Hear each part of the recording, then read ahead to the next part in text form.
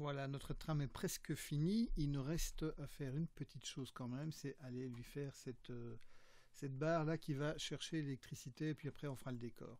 Donc si je viens, enfin quand on aura fini avec ce tram en mode sous-objet, et bien comme à l'habitude, hein, je vais prendre ces 4 faces, faire un inset, alors quelque chose comme ça, un SX pour refermer, et puis un S tout court, comme ça je fais vraiment pas un truc trop gros. Voilà, je vais extruder ça et je vais d'abord partir droit, après je changerai son inclinaison. Donc E, je l'extrude, j'en profite pour changer sa taille, S, comme ça ça fait un truc un petit peu... Bon, c'est un petit peu plus gros que ce qu'on voit là, mais ce n'est pas très grave. Je vais le pencher, peut-être le descendre un peu, voilà. Ici, alors pour modéliser la suite, encore une petite extrusion. Voilà, on va lui donner un petit peu de largeur. Donc si je viens en mode sélection, sélectionner ses faces, ici. Voilà, je vais encore faire une extrusion. E, clic droit pour sortir de l'extrusion. Et je vais faire un scale en X, donc SX. Et de ce fait là, ça va écarter les nouvelles faces que j'ai créées. Donc j'utilise le scale pour déplacer les faces plutôt que de devoir les déplacer une à une. Donc là, j'ai quelque chose qui a un peu ce goût-là. Alors ici, je vais faire un inset, comme d'habitude. Alors, il faut juste vérifier que, donc, point pour focaliser dessus, que je peux faire quelque chose de pas trop moche. Donc, même si on ne verra jamais ce détail-là, il faut toujours quand même essayer d'être un peu prudent. Donc, je viens...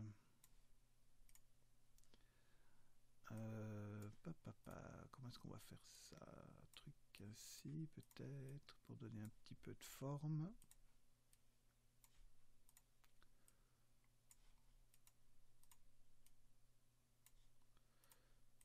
Ouais. Ce qu'on ferait peut-être bien, c'est en fait, pour ne pas devoir faire ça 2 fois, c'est jouer encore sur le miroir. Et donc je vais extraire ces... avant de les remettre plus tard dedans, ces faces. Donc je viens en mode face. Et je vais, avec le CTRL plus, ajouter à ma sélection. Voilà. Ici maintenant, je vais désélectionner. Donc je maintiens le majuscule enfoncé. Et je clique sur les faces. Donc quand une face est sélectionnée et qu'on appuie sur la majuscule, on désélectionne. C'est ce qu'on appelle un toggle, on passe de l'un à l'autre. Ok, une fois que c'est sélectionné, P pour sortir l'objet. Je reviens en mode objet, je sélectionne celui qui m'intéresse, tabulation. Et ici, je vais m'occuper alors en transparence. Alors ici, comme je ne vois pas le fameux... Ah si, il est là. Mais enfin, s'il était caché, voilà, tant que je vous en parle, mettons, on va faire comme ça. Donc j'écarte la fenêtre et là, je ne vois plus mes options d'affichage, etc. Si je place ma souris sur ce menu là au-dessus, je peux avec la roulette de la souris faire apparaître, donc en roulant, je peux en fait me déplacer dans le menu qui est là au-dessus. Donc très pratique et je vais mettre ça en transparence pour pouvoir sélectionner. En fait, j'en avais pas spécialement besoin, mais j'avais envie de vous montrer ça. Alors, si je sélectionne ici, donc l'important c'est que les points centraux des faces soient sélectionnés. Delete face et on fera un miroir après de cet objet quand on aura fini de modéliser. Je vais enlever le X-ray.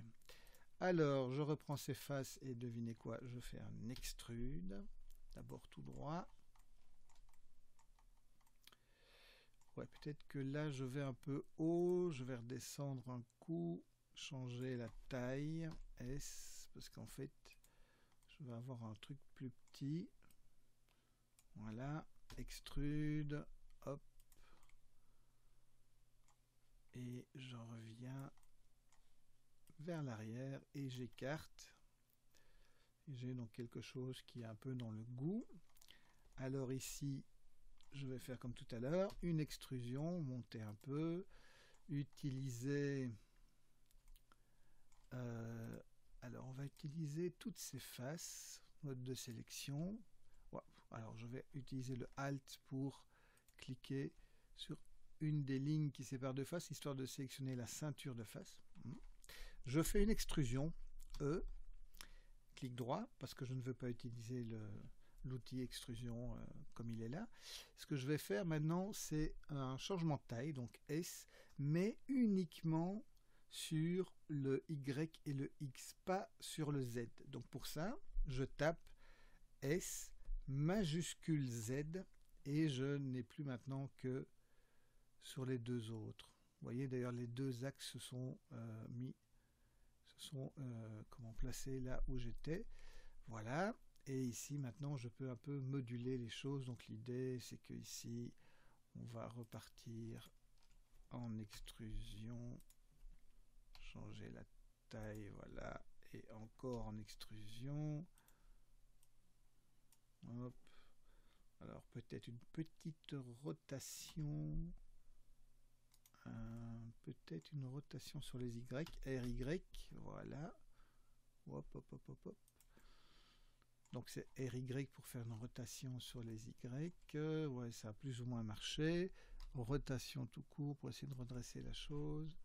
Voilà, je change la taille et je refais une extrusion que je déplace et ça fait un peu cette espèce de truc là.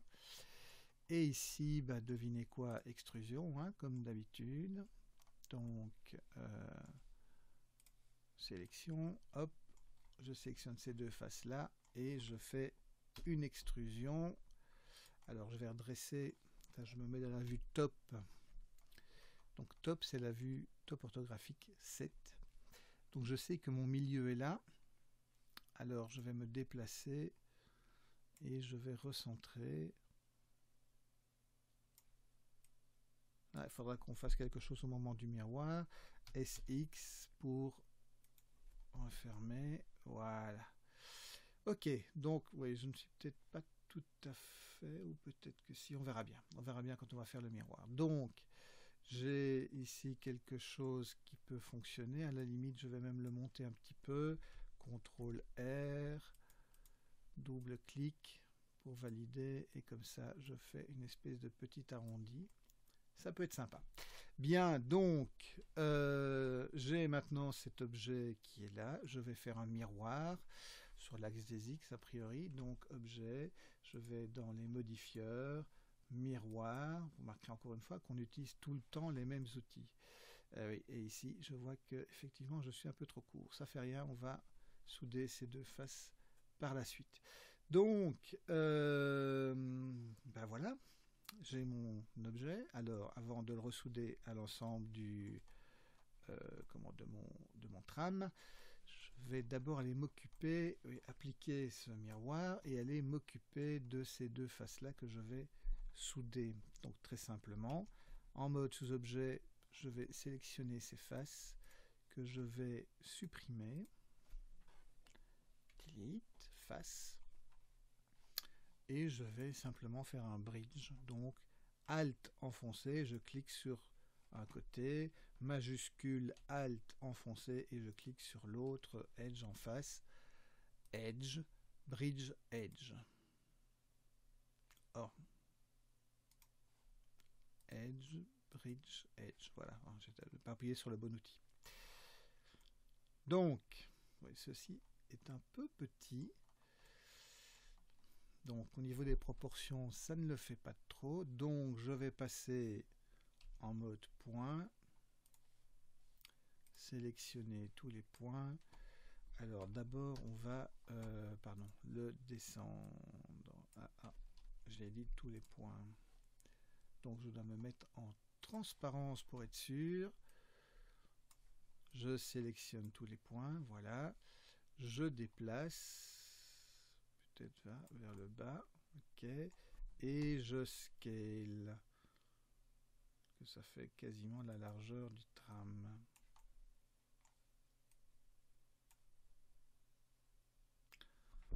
Ouais. Ça doit le faire. Ok, donc on a maintenant notre trame qui est modélisée. Donc on a notre trame modélisée. Maintenant on va le pousser légèrement sur le décor, sur le côté, parce qu'on va s'occuper du décor. Alors je vais essayer de le placer ici, peut-être en bordure de la grille. Donc la grille, c'est le sol ici en fait qui est dessiné en overlay sur la plaque que j'ai mis au sol. Mais donc ça me donnera un repère pour diviser tout à l'heure. Je vais le déplacer du centre parce que je vais créer le poteau ici, quelque chose comme dans ce goût-là, pour dire de faire aussi les lignes d'électricité, etc. Donc pour faire ce poteau, je vais créer un cube. Je vais ajouter un cube. Ce cube, je vais changer sa taille en Z. Puis changer sa taille globale parce que là il est vraiment un peu gros. Voilà. Alors, si je veux pouvoir l'élever facilement, je vais placer son point de pivot au centre du monde puisque c'est là qu'il est construit. Et donc je vais dans Objet, Set Origin, tout 3D Cursor. Voilà. Et donc là maintenant quand je change la taille, il va changer sa taille depuis cet endroit-là. Alors je vais le faire un peu plus mince, pas besoin d'être trop gros. SZ, là je ne vais plus jouer que sur la taille en Z. Pas besoin d'être trop haut non plus. Voilà. Je vais ensuite le dupliquer, Shift D, le placer plus ou moins à cette hauteur-ci, changer sa taille, quelque chose dans ce goût-là, et lui donner une rotation en Y de 90 degrés. Moins 90 degrés. Donc je viens ici dans mon menu et plutôt que 90, je vais taper moins 90. Voilà, comme ça, ça partira mieux dans ce sens-là. Donc SX, SX, il faut que la souris soit dans la fenêtre. Je le ramène progressivement. Il doit être un peu plus haut. Voilà, quelque part par là. Il doit être plus haut parce qu'on va faire une extension qui vient chercher le câble qui sera à hauteur du bras ici. Donc voilà, et je vais d'ailleurs créer ce câble. Ce sera aussi un autre cube. Mais d'abord, occupons-nous de terminer ce bras ici en mode sous-objet et avec la transparence activée pour que je puisse aller chercher, je vais prendre cette face et je vais la supprimer. Alors ce n'est jamais bon d'avoir une face à l'intérieur d'un objet parce que ça engendre des calculs inutiles d'une part, et d'autre part ça peut amener des erreurs parce que toutes les faces sont un peu comme les comédiens, elles veulent absolument être vues à la lumière et donc on risque d'avoir des artefacts au moment du calcul. Donc si je prends maintenant aussi cet objet et que je lui donne un miroir sur l'axe des Z, voilà, comme ça je pourrais faire dans les deux côtés en même temps. Toutes les modifications que je vais faire ici seront reportées de l'autre côté pour faire mes deux rails parallèles de trame. Ok, alors ceci étant fait, je vais d'abord faire les lignes pour pouvoir après mieux modéliser mon extension ici, ce petit truc qui revient. Donc je vais créer un autre cube dont je vais changer sérieusement la taille puisque ça va être un fil électrique. Voilà, c'est encore beaucoup trop gros. Mais d'abord donnons-lui une taille en Y et changeons sa taille. Voilà, SY. Et changeons encore un peu sa taille. Dans ce goût-là. Ouais, je ne vais pas aller trop loin quand même. SY. Et je reviens un peu. Voilà, voilà. Donc là, j'ai un premier fil que je vais placer sur le bras, enfin à hauteur du bras. Voilà. Et je vais le dupliquer parce que il y a deux fils. Voilà. Alors si on regarde bien, en fait, le deuxième fil, il passe au-dessus de ce bras-là. Donc je vais faire ça comme ça. Voilà. Et là, je peux encore changer sa taille pour le ramener, puisque si mon fil est là, alors je vais juste les déplacer un petit peu, voilà. Comme ça, je ne dois pas faire quelque chose de trop excessif.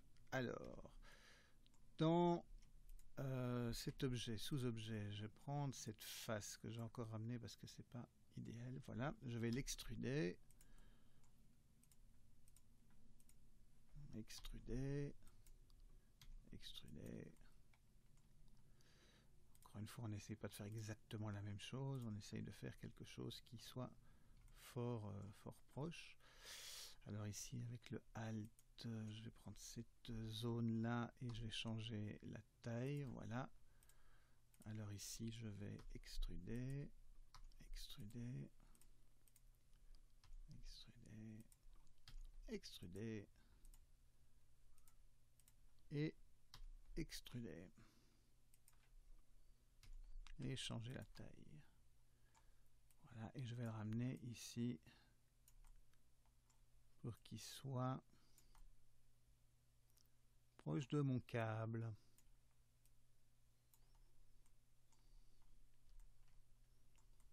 Et voilà, j'ai quelque chose qui n'est pas exactement la même chose, mais fort proche.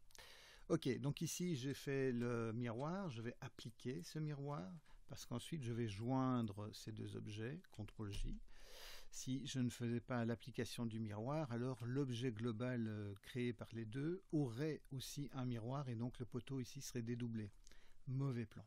Donc il faut d'abord appliquer le miroir avant de joindre, très important. Alors j'ai un poteau ici,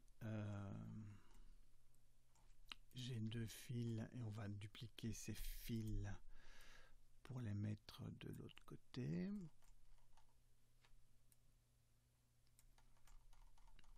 Voilà, comme ça j'ai deux lignes.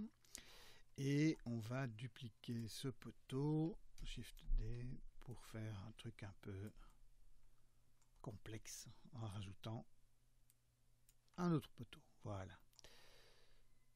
Alors dans mon décor ici, je vais peut-être avancer un peu ce tram, comme ça la composition sera peut-être un peu plus intéressante.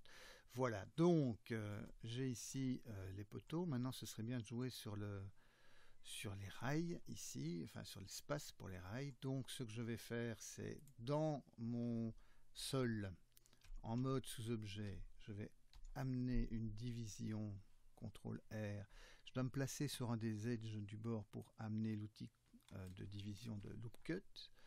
Je vais placer après, donc avec un clic, je crée la division, je bouge la souris pour placer là où je veux, et un autre clic pour valider. Donc ça, c'est un premier. Donc là, je suis à 4... je vais m'éloigner pour avoir plus facile. Je suis à 4 carrés, donc ici pareil, je viens, CTRL-R, et je me mets à 4 unités, à peu près. Voilà, comme ça j'ai à peu près la même chose. Ici, je vais en refaire un juste au centre, CTRL-R, 2 fois clic, et CTRL-B pour élargir. Voilà. Alors ensuite, je vais sélectionner les faces ici. Cette face-là. Cette face-là. Donc il faut cliquer aux alentours du point pour bien les sélectionner. Donc je peux cliquer à travers un objet. Je l'extrude vers le bas. Je n'ai pas beaucoup, un petit peu. Je n'ai pas besoin de ces faces-là. Je n'ai pas besoin de celle-là au bout non plus. Voilà, delete, face. Et on va encore créer les rails, donc qui seront aussi. Mais d'abord, je vais peut-être redescendre. Alors non, pas ça. Redescendre le tram. Voilà. Ok, donc maintenant ici, je vais créer une division. Donc CTRL-R en mode sous-objet.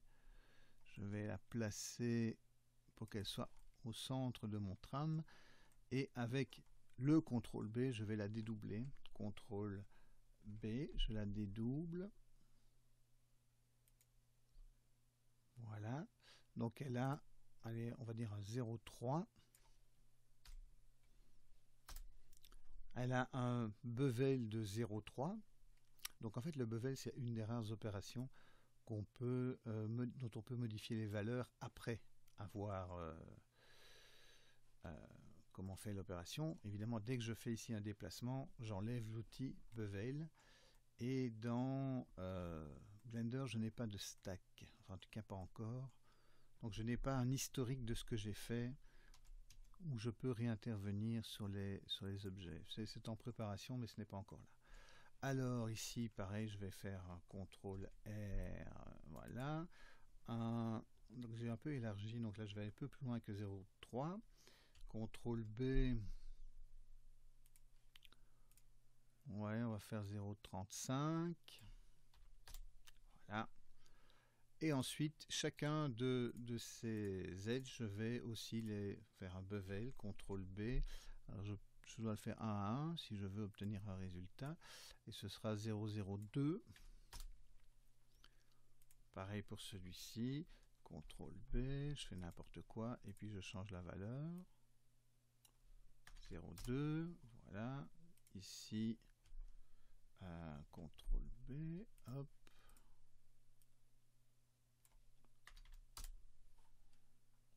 Voilà, et ici CTRL B.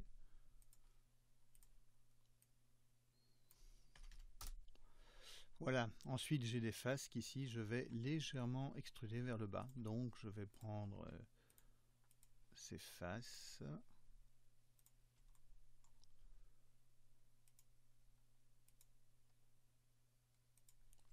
Voilà, et je vais les extruder vers le bas. Là aussi, je vais me débarrasser des polygones créés au bout. Parce que je n'en ai pas besoin. Enfin, ceux-là sont un peu moins gênants, ils sont derrière, mais ça n'empêche. Voilà. Ok, donc là maintenant, j'ai la modélisation de ma scène. Et c'est très bien, il me reste à importer ma caméra, parce que j'ai délité la caméra, si vous vous rappelez bien, et l'idée c'est d'aller rechercher la caméra avec le nom auquel il est accroché dans l'exercice numéro 1. Comme ça, on l'a fait une fois, on ne doit pas le refaire à chaque fois. Donc ce que je vais faire, c'est que je vais faire ce qu'on appelle un append. Je vais aller rechercher dans la scène de mon exercice 1 la caméra, le nom, le chemin, le contrôle de la caméra, tout ça va revenir et tout ça sera encore lié. Et je vais prendre le target aussi tant qu'on y est. Donc la cible, quoi. Je remonte dans mon dossier exercice 1, je vais dans... Oui, alors quand je viens dans le fichier blend, en fait, avec le append, c'est la seule manière d'accéder à ces données, mais quand je clique sur le fichier .blend, j'ouvre en fait une structure de dossier dans lequel il y a tous les éléments qui sont dans cette scène. Donc si je vais dans le dossier objet, j'ai là le chemin cam, avec majuscule pour sélectionner plusieurs objets, j'ai le contrôle cam, j'ai bien sûr la caméra, j'ai le target et j'ai le nom. Alors si vous n'avez pas renommé les éléments, eh bien ici ça va s'appeler texte, le chemin ça va s'appeler NURBS curve, quelque chose comme ça, ou passe, ou je ne sais pas. Enfin bref, l'idée c'est qu'il faut toujours bien renommer ces objets de manière à, justement, si on en a besoin par après, pouvoir facilement les retrouver. Donc une fois que j'ai sélectionné ces objets, ils sont en bleu, là, je vais pouvoir faire Append from Library, et là je retrouve directement ma caméra. Alors quand je déplace le chemin, eh bien elle suit, et rotation Z, hop, et donc tout de suite j'ai une caméra qui est mise en place avec un target qui est là et que je peux placer là où ça me semble intéressant, et je peux à tout moment modifier ce chemin. D'ailleurs c'est ce que je vais faire. Je vais faire en fait un chemin différent, tabulation pour entrer dans les points, et voilà, en modifiant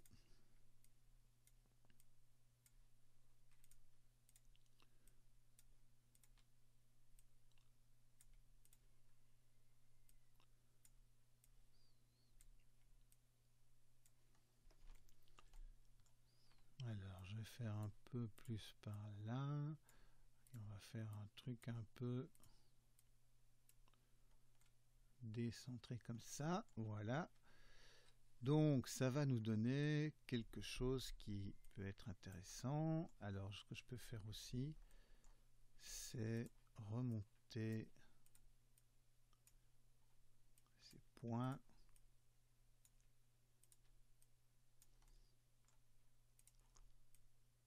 Voilà, vous pouvez faire le chemin que vous voulez, mais l'idée c'est que ici j'ai un chemin qui ne doit pas être trop proche quand même. Voilà, et donc quand je viens dans la caméra, 0 pour venir de la caméra, et que je regarde ce que ça donne, je suis ici et je me rapproche de mon tram. Voilà, hop, hop. Alors ce qui pourrait être intéressant évidemment, c'est que ce sol soit peut-être un peu plus en avant. Donc ici, je vais remettre une vue 3D viewport à la place de cette vue dont je n'ai plus besoin. Et donc là, tout de suite, parce que je suis dans une autre vue, ça ne reprend pas une copie exacte de cette vue-ci. Je suis dans une vue 3D classique et là, je peux bouger les éléments et on voit qu'effectivement, je peux les remettre en place. Donc l'idée, c'est que quand je suis au départ, je vois déjà ce sol. Et voilà, j'arrive sur mon... Ok, j'ai le mouvement de caméra. Je vais maintenant voir comment je peux afficher les choses et éclairer les choses de manière un peu plus intéressante. Et encore une fois, je n'ai pas dû refaire tout ce qui était nom, machin, etc. Tout ça a été déjà fait. Alors, pour pouvoir éclairer, je vais comme d'habitude utiliser une HDRI. Donc vous allez pouvoir récupérer l'HDRI qui s'appelle Urban Street. Et quand je suis en rendered, eh bien, j'ai cet HDRI qui éclaire ma scène. Maintenant, le problème, évidemment, c'est que ça n'a rien à voir, c'est un décor réaliste, là, avec quelque chose qui ne l'est pas du tout. Donc, je vais cacher cette image, parce que je ne veux pas d'image, je veux juste l'effet de lumière. Je veux juste je veux utiliser cette image comme une lampe. Donc, je viens dans le contexte ici render et je vais dans film et dans film je coche transparent et donc là je n'ai plus de fond. Autre chose que je peux faire pour essayer de voir un peu mieux mes différents éléments, donc quand je vais commencer à calculer, ma foi ici le problème c'est que ce sera quand même un peu fort flat, je ne vais pas bien voir ma géométrie. Ce qu'on peut peut-être faire, c'est quand même déplacer légèrement je suis de l'autre côté, déplacer légèrement le chemin pour donner quelque chose d'un peu plus de 3/4, voilà, moins frontal, et comme ça on voit un peu mieux ce tram. Alors ici, le target, je vais aussi le changer, target, voilà. Comme ça, je termine dans quelque chose d'un peu plus intéressant. Je vais le mettre un peu plus haut. Toujours histoire de composition, il faut quand même rendre les choses un peu intéressantes. Ça ne sert à rien d'avoir ici du vide, autant essayer de combler les choses. Donc voilà, ok. Donc là c'est déjà beaucoup mieux. Bien, comment est-ce que je vais afficher ça? Je vais simplement activer le wireframe au-dessus de ma modélisation. Donc pour ça, je viens dans ce menu qui se trouve ici, les deux boules là, je vais aller cocher le wireframe. Alors le wireframe va mettre ça un peu sur tout et évidemment aussi sur le nom, mais on va surtout essayer de voir comment on peut se débrouiller avec ça.